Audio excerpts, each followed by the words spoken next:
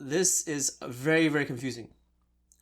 I would have done this two ways. Either you separate by spirit, vodka, gin, tequila, or agave, rum, or do it by style, shaken, stirred, highball.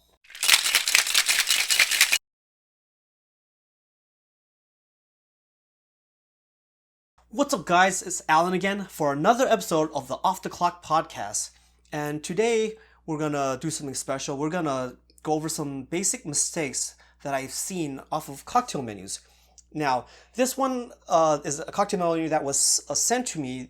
So the person who sent this to me, he didn't make this cocktail menu. He was hired to fix the mistakes off of this menu. And I was talking to him about this, and I was like, dude, there's like a lot of mistakes in this menu.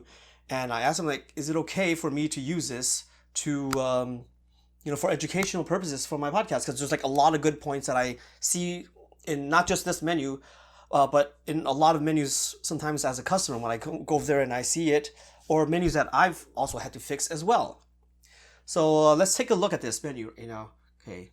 So this is the menu, and once again, the person who sent this to me, he didn't make this menu. He was hired to change this menu, fix this menu, and I blurred out some parts so you wouldn't. So it's very hard to find. I mean, the menu's already changed, so it's not like you have to do like really good, hardcore detective work to see where this menu was from. But I also blurred out the things that would give it away. But that's actually not that important because the majority of this cocktail list is classics. So, right now, we are going to take a look at the big picture first to talk about what's wrong with the structure of this menu. And right off the bat, I could see some formatting issues. Like this ploma right here. Why is everything on this column taking more space than the right side? But if you go down here, you see the Margarita taking up the majority of the space in general. Like, is this what you're featuring? Like, is this what you're known for, the Margarita? Why is the Margarita taking so much space? Because the thing is, when you have a menu, you're not just explaining to the guests what drinks you have. You also have to guide them. You do want to strike up a conversation, but you don't want them to struggle with the menu. So the question here is, why are the signature cocktails down here? These are your house cocktails. Like, don't you want people to order this? Like, why are you putting it in the back? Or, that's the last place that people are going to look. So here's the problem.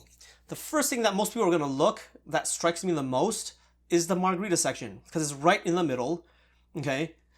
But right under that it becomes like its own section that's not congruent with anything that's going up here. Like, these house cocktails should be the first thing that you put on top. Let's zoom in and take a look at each individual ingredient. Okay, first thing, this ploma. Lots of typos here. Why is there a space after tequila? Like, the comma should be right there. Like, this is basic English. Things like this like annoy me a lot because it's literally the first thing on the menu. Like, how can this be overlooked? So right off the bat, we have some grammatical issues. Things like this happen. Maybe the person's English is not that good. So let's overlook that and move on to the next one. The Hemingway daiquiri. Flor de Caña Blanco 4-year. Caña should have the NA. That's not spelled right. Consistency. Why over here do you have fresh grapefruit juice and lime juice, lowercase, but now you have grapefruit juice and lime juice, capital here. So this might seem like not that important to most people, but this is very sloppy. Like when I see it, because it's like you don't even have consistency. So whether or not English is not your first language or not, like this is not consistent. Like it just looks very sloppy. It looks like probably more than one person typed this up. Okay, so nothing wrong with this daiquiri right here, but let's go to the next drink. This area, old fashioned. First of all, the drink is called old fashioned, which is short for old-fashioned whiskey cocktail. So this is spelled wrong. Again, we'll overlook that. Spelling mistakes happen. But let's look down here. There's 3 old fashions. So why is it that these first 2 drinks have their own section, but now we have this 3 different types of old fashions? And you look over here, the Negroni, there's 2 types of Negronis. So how come these drinks get their own section, but these, so this is not consistent. Like I said, this just makes it feel like this was made by multiple people and they just couldn't communicate with each other. It's just way too cluttered. So let's go back to the old fashioned and let's see what's wrong with this section. So first one is the classic one. Okay. But you didn't say classic. Over here on the Negroni, you say classic and you have Kingston. So when you go over here and somebody wants to order this one, what are they going to say? You didn't even give it a name. Look at this second one. The only difference is bourbon or rye. Why? You could have said bourbon for this one and then put a colon, that. And then rye. And then you could say Templeton rye, sugar cube, blah, blah. And this one, that's not even an old fashioned at all. So maybe if it was a Reposado tequila over here, you can argue it's Oaxacan old fashioned, but this is this seems like it's gonna be too sweet for me. Okay, let's not even okay, let's rewind a bit. Once again, muddle, sugar cube. Muddle is a verb. You don't need to say muddle, sugar cube. And also, why is the M and the S capitalized again? These are not names of things. This is a verb and this is just a sugar cube.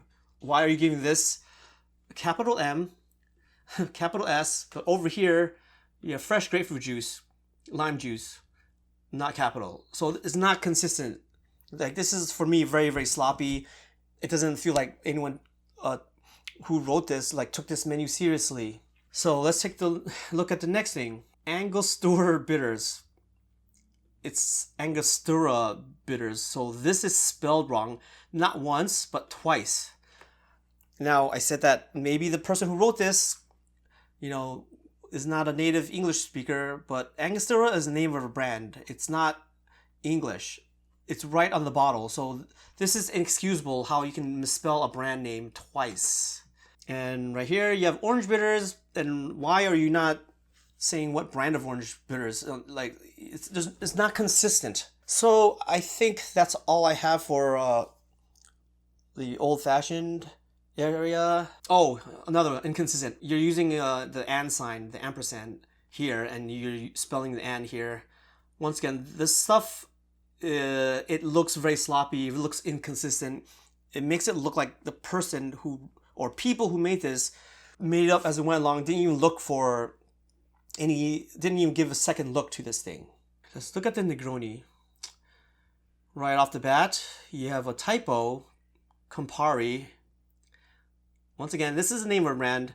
It's not English. It has nothing to do with whether or not you're a native English speaker. It's on the bottle. How do you misspell Campari? There's only 3 ingredients to the Negroni. And right here, the Kingston Negroni, rum, sweet vermouth, Campari. So why is it on the classic Negroni, you put spirit, Campari, and then vermouth, and then on the Kingston Negroni, you put rum, sweet vermouth, and Campari? Why are these not consistent? Sorry, this might seem like it's really picky, but it really feels like this is very, very lazy. This person might have spent, or the bar crew might have spent a lot of time making these cocktails and the recipes for it. But when you see this, it just looks really, really, really sloppy. And I'll also add a technical error. The Kingston Negroni isn't just rum. It's specific rum. It would be Smith and Cross rum. You can't make a Kingston Negroni with white rum, all right? It's not just any rum. You already said the brand of your classic gin. Why are you not giving a brand for your Kingston Negroni? Here's another issue with this. So right here on the old-fashioned side, they should have put bourbon, old fashioned, rye old fashioned, and then maybe Oaxacan old fashioned. Okay, there's more options here, right? I mean, these are still classics. I don't know why you even need a section for this. Maybe if you made this into a Oaxacan old fashioned, that would make sense. But if you're featuring the Kingston Negroni, it should be assumed that you are capable of making the classic Negroni. It's like saying, oh, we can make a strawberry margarita. Like, there's no place that I've seen that has a strawberry margarita on the menu that can't make the classic margarita. So this is redundant. If there was like 5 different Negronis, maybe classic, but people should already know what the classic is. Otherwise, the Kingston Negroni, I mean, that's a very eclectic drink, so I can't see anyone who would order this and not know what's in the classic Negroni. Okay, so moving forward, let's go to the Manhattan. Classic, Little Italy, and a Rob Roy. So here's another issue that I have with consistency. So you have right here a dash of Ango bitters. Ango bitters is bartending slang for Angostura bitters. Like, that's something that bartenders say to each others, but that's not what you should present to the guest. You already misspelled Angostura bitters up here. Why are you shortening here? Is it because you ran out of space here? But then again, you didn't say dash of Angostura bitters here, so you probably would have saved some space if you were consistent and just put Angostura bitters. And here's another problem, just like with the Negroni, if you have variations of Manhattan, it's going to be assumed that people are going to know what's in the classic Manhattan. Maybe you could say classic, choice of bourbon and rye. And you could have been the same thing with the old fashioned. Instead of having 2 lines, you've probably been like classic, bourbon, parentheses, Buffalo Trace, or rye, and then put parentheses, Templeton. So you would have saved some space. So once here, you could also set, choice of bourbon or rye. Okay, literally, there's nothing wrong with that. It's okay. The Rob Roy. There's an issue right here too. Scotch. What kind of Scotch? Single malt? If single malt, what region? Like, that's really important because each region is going to have a lot of they're all going to taste different. And if not region, if it's a blend, you probably should still say what blend it is because the blends are different. Like, is this going to be a smokier blend or is it going to be more of a sherry forward, more mellow kind of blend? Like, what is this? What kind of Scotch are you guys using? Are you using like Famous Grouse, like something very inexpensive, or is it gonna be like Monkey Shoulder? Like, Scotch, especially for $15, like, Scotches can vary in prices like a lot, and like, you gave Templeton Rye a shout out by specifically saying what whiskey you're gonna use for these two. Why not? Because Scotch drinkers are very, very particular. All right, you can't just say Scotch. Like, nobody orders Scotches and soda. No, nobody orders Scotch and sodas anymore. Like, pretty much every single person that orders Scotch now orders them by name. So it would have been really informative if you included what kind of Scotch are you using. The Mule. Okay. I don't know why it's called the Mule. Going up here, it should be Old Fashions, Negronis, Manhattans. The Mule means there's one mule. When you put it doesn't make any sense. Okay, Moscow Mule. Tito's vodka, lime, simple ginger beer, and the lime wheel. Okay, nothing much wrong with this. Maybe simple. You don't need simple syrup is basically just sugar and water. Like, if it's like some kind of specials, table sugar and water. If it's like some kind of special type of sugar, like agave, demerara, muscovado, then maybe you'll mention it. But for me, you don't really say simple syrup because that's like if you have on the food menu, you say salt. You don't need to say that. It's simple syrup. It adds sweetness to the drink, but it doesn't offer any flavor profile of its own. Any type of sugar that's like not, regular table sugar, you should say, but other than that, it's completely redundant. There's no reason to say that on the menu. Let's go to the next one, Kentucky Mule. I guess you could call it Kentucky Mule. You could also call it a Kentucky Buck if you're going to use seasonal berries. Yeah, I guess nothing wrong with this, but again, you don't need to say simple. Redundant. Okay, the Oaxacan Mule. Okay, here's some technical stuff. Espolón tequila. Which one? The Blanco, Reposado, Añejo? I mean, I'm gonna assume that it's gonna be the Blanco, but then you also look at the name of the drink, the Oaxacan Mule. Tequila is not made in Oaxaca, okay? Oaxaca makes mezcal. They're not legally allowed. They're not one of the 5 states in Mexico that you can make tequila, right? So I don't know why it's called Oaxaca Mule. Maybe it was supposed to have both tequila and mezcal, but this is a technical error, and yeah, tequila does not come from Oaxaca. Once again, there's no need to say simple. Also, there's actually another. If they wanted to do a tequila mule, I would have offered the El Diablo, which is already a tequila variation of a buck. The main difference is that it's going to have creme de cassis added to it as well. But yeah, this is not named correctly. Let's move on forward here. Okay. Original Espolón Blanco tequila. I mean, we're going back here. This one not consistent. You didn't mention what kind of Espolón you're using up here, so there's a problem with consistency. Margarita, house-made simple syrup, lime with a salt rim.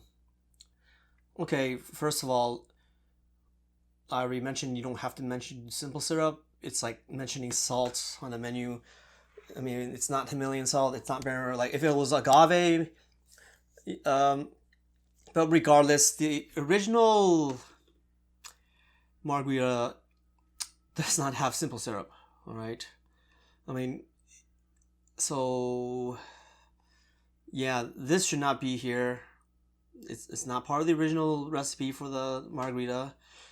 And again, the lime should not be capitalized. Like, it's not a brand, all right? You don't capitalize things, like, unless you're doing it out of style, then you would have went up here and capitalized lime up here. But we've seen that it's completely random. Yeah, up here, it's not consistent. So that's a issue. Spicy Espolón Blanco Cuatro. I mean, this is basically the same thing. You just wasted space. Like, what I would have done is just like what we've done here. An old fashioned, instead of taking 2 spaces here, it would have been like your choice of bourbon or rye. For the Margarita, I would have been like this. Original Espolón Blanco tequila, Cointreau, skip that, lime, salt rim, and then a little subsection that says make it spicy with firewater bitters and a tahini rim. Then you would not even have to waste so much space doing that. Doing this completely random. I mean, these are all the same ingredients. It's completely like this is yeah, same thing with this. You could have been like Kentucky. It would have been the mule. You put Moscow with Tito's or Kentucky with Buffalo Trace, but this should not have taken. Yeah, even going back here, it should not have taken space. Over here, we're taking too much space by explaining that he could combine the original and spicy in one small area because it's mostly the same ingredients. Smoky. Okay. Verde Mezcal. Once again, simple syrup. You do not need to say. I mean, honestly, now that I looked at it, you could have probably put all three of these. They all have the same ingredient. You could have been original, spicy, or smoky, and you could put what makes it different, and that could have been in one section. Like this whole section is completely, and look how much space it takes compared to everything else. And this whole thing could have been one small section, like maybe about this big. Like it didn't need to take that much space. Those are the classics and modified classics. Let's look at the signature drinks. Chili infused Espolón Blanco tequila. So you guys know there's a common theme that is my pet peeve so far. Take a look at what's wrong with this. Chili infused, it needed a dash because this is, yeah, it should be one. Second part is this Espolón Blanco tequila.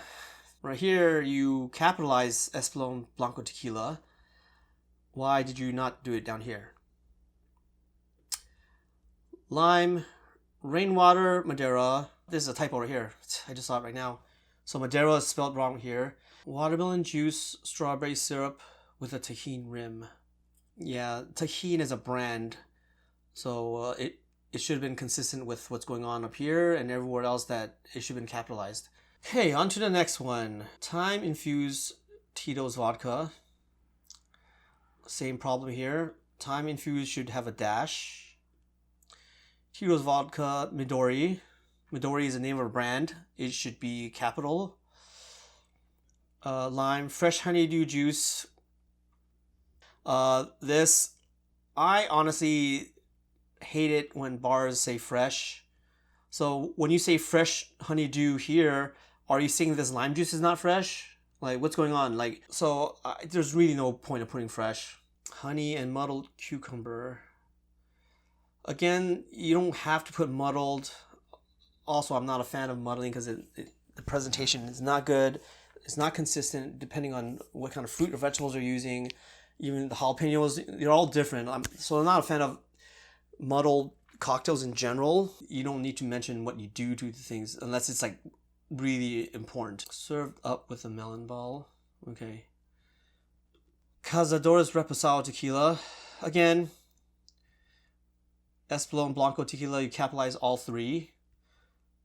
Cazadores Reposado tequila, you want to be consistent, like throughout the whole menu. Like this is another inconsistency. Drambuie is spelled wrong. It's also a name of a brand, so the D has to be capitalized. Ancho Liqueur, name of a brand, they should be capitalized. Drink note order with Casamigos. Okay, this is a upcharge typo, I assume. I don't know how. Now this is another So when things like this happen, like where it's like a note for the person programming it in the POS system, how did it make it out here? Like this is so sloppy. Like how did this get to the final print? It's kind of funny. I was like, wait, what is that's not even.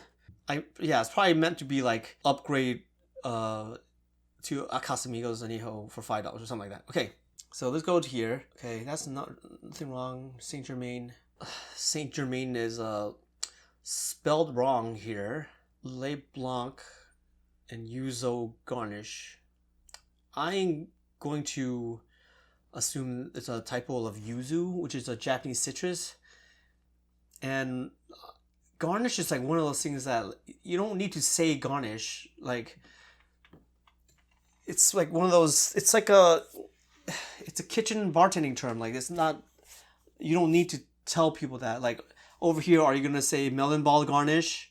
Like you could be dehydrated yuzu, or a slice of yuzu or whatever. But again, spelled wrong. Pointless to say garnish. And typo.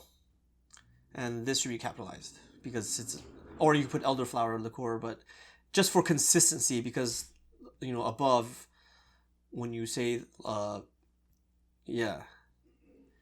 Actually, or you could just leave it out because Saint Germain only makes one liqueur, so Saint Germain by itself is enough.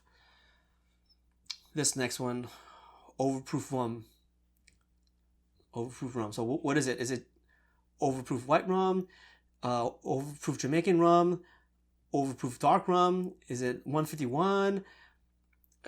What brand is it? There's so many. Like, this is like something that's important to let people know. Lemon should be not capitalized, just out of consistency. It's also not a brand. Cacao liqueur, like, why is that capitalized? Cacao is not a brand. It's a type of liqueur. Like, this should have been noted on what brand it is. And then Lillet Blanc right here. Okay. Tulare Dew Irish whiskey. Liquor 43, a banana liqueur. Liquor 43 is a name of a brand, and it's not spelled this way. So this is spelled wrong. And over here, banana liqueur is spelled liquor instead of liqueur. And again, you should probably name the brand because there's so many different types of banana liqueurs. So yeah, this should be explicit on what brand it is. And then right here, some sangria, white wine. Why? You should probably specify what kind of white wine. Is this going to be a Moscato, where it's going to be sweeter? Is this going to be a drier style, like a Sauvignon Blanc, Albarino? What kind of white wine are you using? There's so many white wines. It's affected by there's literally hundreds of white wine. Like, what is it? What can it be? Vodka infused. Once again, if you're not going to say what brand of vodka, you shouldn't be capitalizing it. With fresh fruits and rosemary. Okay. So that's what I have. And let's take a look at my little notes, see if I've missed anything. And here's some additional changes that I would make in addition to the ones I already mentioned. Okay, so here they go. 1. Assume the guest is not a cocktail nerd. This is really important.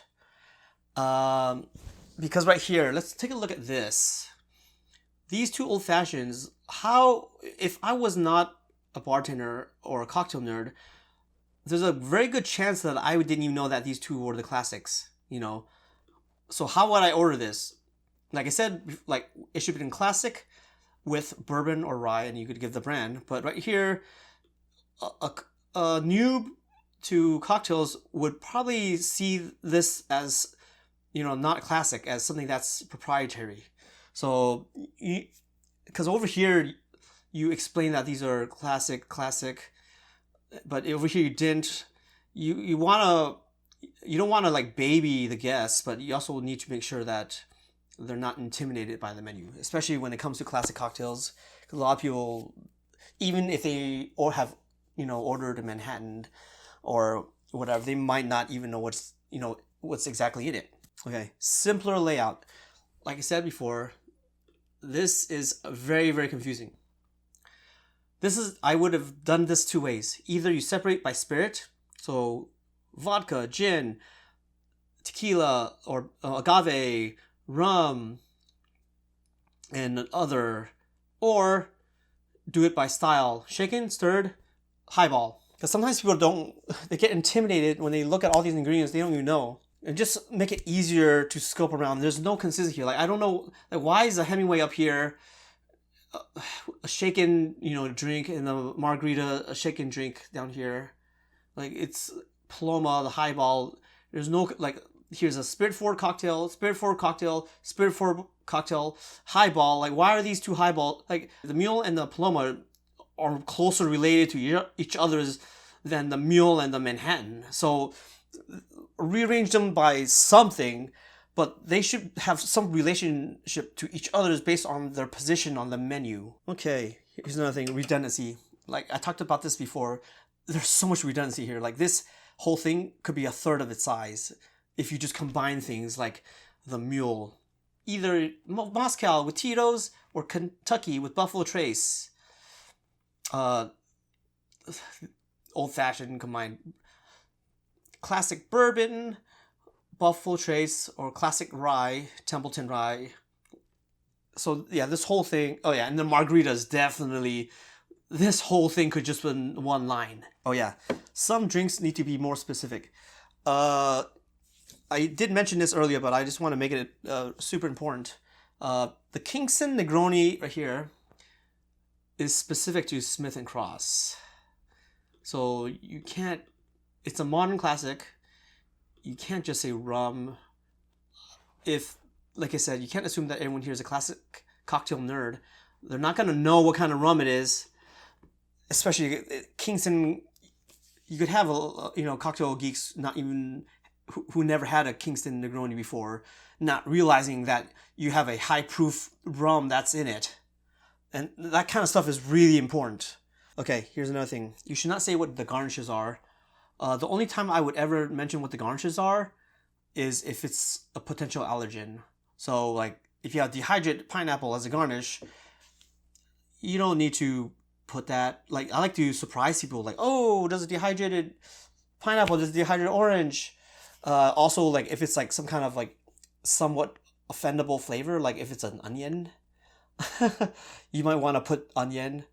But other than that, if it's not like a dietary restriction or aversion, I don't think it's necessary to tell the guests what the garnishes are. House cocktails down here should be at the top. I don't know. I can't see any reason why anyone would put it down here. Like even if your drinks were, but once again, like, it just has to be congruent. Like there has to be where the drinks are to each other has to have a relationship to each other's. So if you're gonna put, if none of these are similar to any of these other categories, then they can be here. But for example, yeah, I guess none of these. Let's say there's like some kind of margarita here, then I would combine it to the margarita here instead of having it under house cocktails. But yeah, regardless, the house cocktails section should never be at the bottom. So that's the breakdown for this cocktail menu.